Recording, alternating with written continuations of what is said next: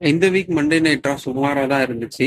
Wow factor அப்படின்னு சொல்ற அளவுக்கு எதுவுமே இல்ல. பட் ஆனா எனக்கு பிடிச்ச செக்மெண்ட்ஸும் இருக்கு. John Cena Cody Rhodes face to face meet பண்ணிக்கிட்ட செக்மெண்ட் நல்லா இருந்துச்சு. பென்டா வந்த எல்லா செக்மெண்ட்டும் நல்லா தான் இருந்துச்சு. சோ இந்த வீக் நடந்த மண்டே நைட்ரால என்னென்ன நடந்துச்சு அப்படின்றத ஷார்ட்டா பாத்திரலாம் வாங்க. ஜான்சினா ஹீல் டர்ன் பண்ணதும் நிறைய பேர் வந்து புது தீம் மியூசிக்ல அண்ட் புது ட்ரெஸ் கோட்ல வர போறாரு அப்படின்னு சொன்னாங்க. பட் ஆனா அது எதுவுமே நடக்கல.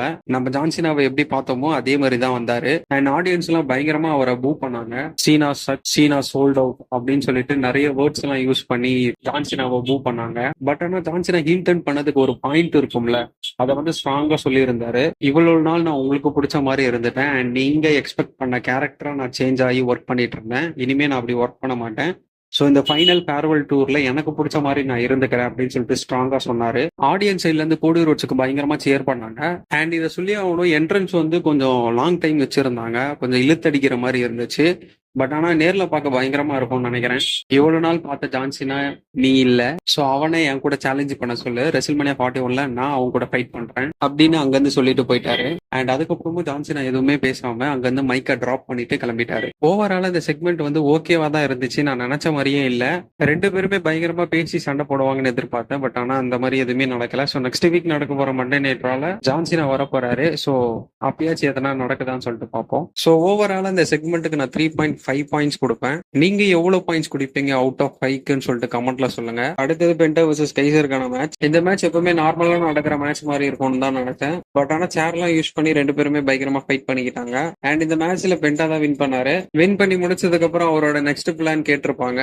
சோ அடுத்து பென்டா சேலஞ்ச் பண்ண போறது வந்து பிரான் பிரேக்கரை for intercontinental championship. Back ஸ்டேஜ்ல பென்டாவும் பிரான் பிரேக்கரும் பாத்துக்கிற மாதிரி ஒரு செக்மெண்ட் இருக்கும், ஜஸ்ட் ஒரு 5 செகண்ட்ஸ்க்கு. அண்ட் கடைசியா நடந்த மெயின் ஈவெண்ட்லயும் பென்டா அப்பியர் ஆயிருப்பாரு. சோ அதை பத்தி நம்ம தனியா பேசுவோம். அண்ட் ஓவரால் அந்த மேட்ச் நல்லாவே இருந்துச்சு.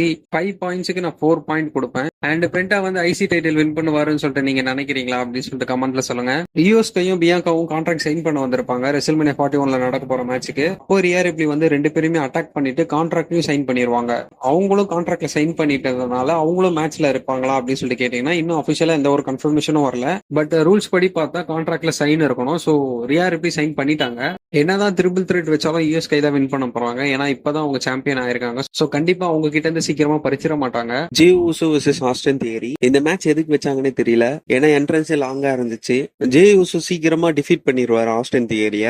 அண்ட் ஸ்பியர் கூட போட்டிருக்க மாட்டாரு. ரெண்டு பேருமே கிராஸ் பாடி ஹிட் பண்ண மாதிரி தான் இருக்கும், அது ஸ்பியர் மாதிரி தெரியாது. பட் ஆனா ஜே ஊசோ வின் பண்ணிடுவாரு அந்த மேட்ச.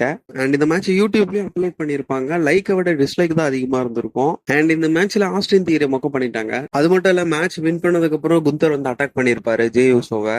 அப்போ ஜே ஊசோவை ஹிட் பண்ணிட்டு அவரோட பெல்ட்டை எடுத்து 2-3 போஸ்ட் கொடுத்திருப்பாரு ஜே ஊசோ. ஜே ஊசோவோட என்ட்ரன்ஸும் அண்ட் அந்த ஈட் மூவ்மெண்ட்டும் இல்லைன்னா ஜே ஊசோ வெளியவே தெரிஞ்சிருக்க மாட்டாருன்னு நினைக்கிறேன். ஜே ஊசோ ஈட் மூவ்மெண்ட்டை விட்டுட்டு ஃபைட்டிங்ல இன்னும் கிளாரிட்டியா ஃபைட் பண்ண நல்லா இருக்கும். ஏன்னா ரிங் அவுட் சைட்ல பிளிப்போ பண்ணிருப்பாரு, அதை அழகாவே மிஸ் பண்ணிருப்பாரு, அதை நல்லாவே தெரிஞ்சிருக்கும். ஜே ஊசோக்கும் குந்தருக்கும் நடக்க போற மேட்ச் ரெசில்மேனியா 41ல இன்னும் பெரிய மேட்சாவே கன்சிடர் பண்ண முடியல.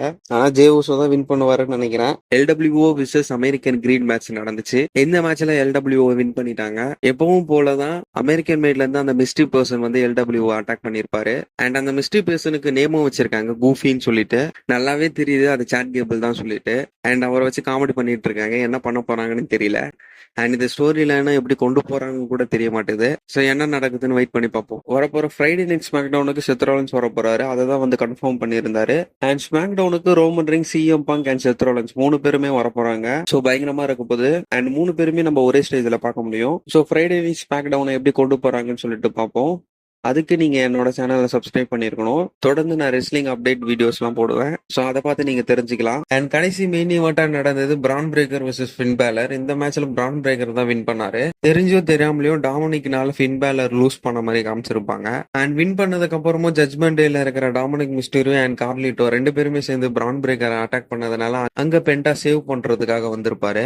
வந்து ரெண்டு பேரையுமே அட்டாக் பண்ணிட்டு அந்த ஐசி டைட்டில வந்து லிஃப்ட் பண்ணி காமிச்சிருப்பாரு. சோ அடுத்த சேலஞ்சர் வந்து பிரான் பிரேக்கருக்கு வந்து பென்டா தான். சோ இவங்க ரெண்டு பேருக்குள்ள மேட்ச் வந்து ரெசில்மேனியா 41ல இருக்குமா இல்ல நெக்ஸ்ட் வரப்போற மண்டே நைட் ராலே வைப்பாங்களா அப்படின்ட்டு நம்மளுக்கு இன்னுமே தெரியல. அண்ட் ஒரு ரூமர் வந்துருச்சு, மல்டிபிள் பர்சன்ஸ் கூட டிஃபெண்ட் பண்ண போறாரு தன்னோட ஐசி டைட்டில அப்படின்னு சொல்லிட்டு. இது மட்டும் உண்மையா இருந்தா Finn Balor, AJ Styles, Penta and இன்னும் அண்ட் இன்னும் நிறைய பேர் இருக்காங்க ஐசி டைட்டிலுக்கு மோத ஷேமஸ் எல்லாம் இருக்காரு. ஸோ இவரெல்லாம் ஆட் ஆகலாம். அந்த மேட்ச் ரெசுமென 41 இருந்தா பயங்கரமா இருக்கும். ஸோ என்ன நடக்குதுன்னு வெயிட் பண்ணி பார்ப்போம்.